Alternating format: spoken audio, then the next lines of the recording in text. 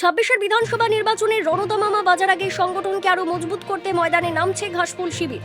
12 April 2026 রবিবার 66 নম্বর ওয়ার্ডের অন্তর্গত তিনজলা একটি বিশাল স্ট্রিট কর্নার বা পথসভার ডাক দেওয়া হয়েছিল। তিনজলা রোডের তোয়ারিখানা মোড়ে সন্ধ্যে 6:30 নাগাদ এই সভাটি শুরু হয়। এছাড়া উপস্থিত ছিলেন 66 নম্বর ওয়ার্ডের জনপ্রিয় কাউন্সিলর ফয়েজ আহমেদ খান। মূলত ফয়েজ আহমেদ খানের উদ্যোগে এই সভার আয়োজন। তৃণমূল কংগ্রেসের পক্ষ থেকে স্থানীয় সমস্ত দলীয় সদস্য, কর্মী এবং সমর্থকদের এই সভায় দলে দলে যোগ ছিল চোখে পড়ার মতো। এলাকায় উন্নয়ন এবং আসন্ন রাজনৈতিক কর্মসূচি নিয়ে এই সভা থেকে গুরুত্বপূর্ণ বার্তা দেওয়া হয়। भगवान और अल्लाह है कि नहीं, वो भगवान और अल्लाह को डिसाइड करने दीजिए।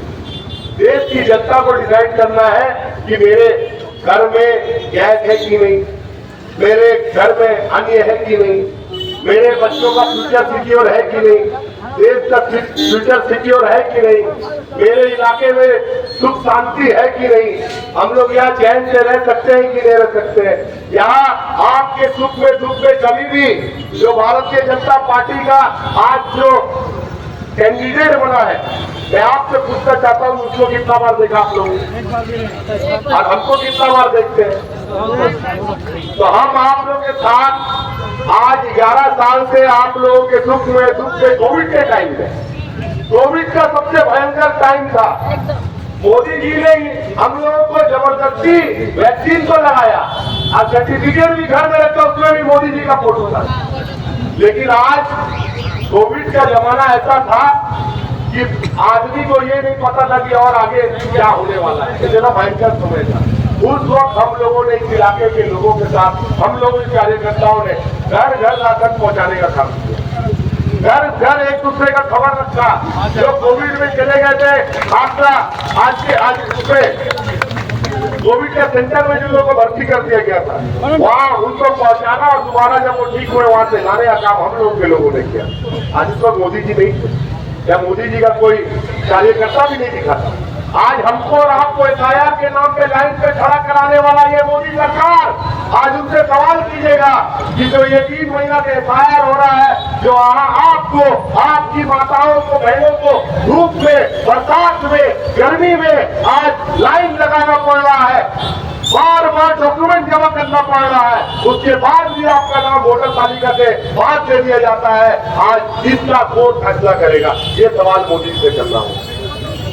आज सवाल ये करना होगा कि आइंदा भी हम लोगों को अपने इलाके में एक दूसरे के साथ भाईचारगी के नाम पे रहना है, कि हम लोगों को धर्म की, जिसको बोलते हैं धर्म की निरंतरता पे और धर्म के आधार पे एक दूसरे के साथ हम लोगों को ताल्लुक रखना है। आज सोचना हो, मैं बहुत ज्यादा बात नहीं करूंगा, अपनी बातों को यही खत्म करता हूँ। आप सभी लोगों से यही विनती करके कि जो आपके लिए काम करता है आप उसको वोट दीजिएगा। जो आपका आपके परेशानी के दिन में आपके साथ रहता है आप उसको वोट दीजिएगा। आज यहाँ ड्रेन का काम हुआ, हम लोग वादा नहीं किया, हम लोग करके दिखा।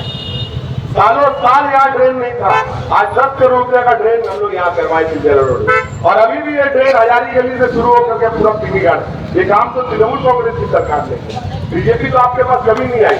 कोविड में जब उनकी जरूरत थी, देश की जनता को जरूरत थी, तब हम लोगों ने देखा कि गंगा मैया में लाश तैर रहा। आज देश जलाने के लिए लकड़ियां ब्लैक में खरीदनी पड़ रही थी, शमशान घाट में लाइन लगा हुआ था। क्यों?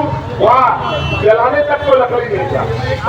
देश की जनता, देश के जब मजदूर और गरीब लोग दूसरे से राज्य में फंसे थे कोविड के नाम पे, तब ट्रेन चलाया तो ट्रेन तक का पैसा मोदी जी अदा किया गरीब।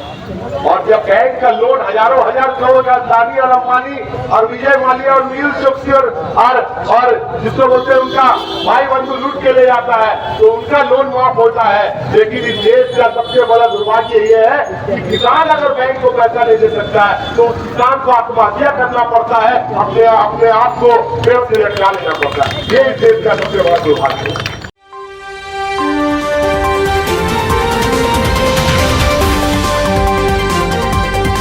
Bureau report, Bangla news, Kolkata.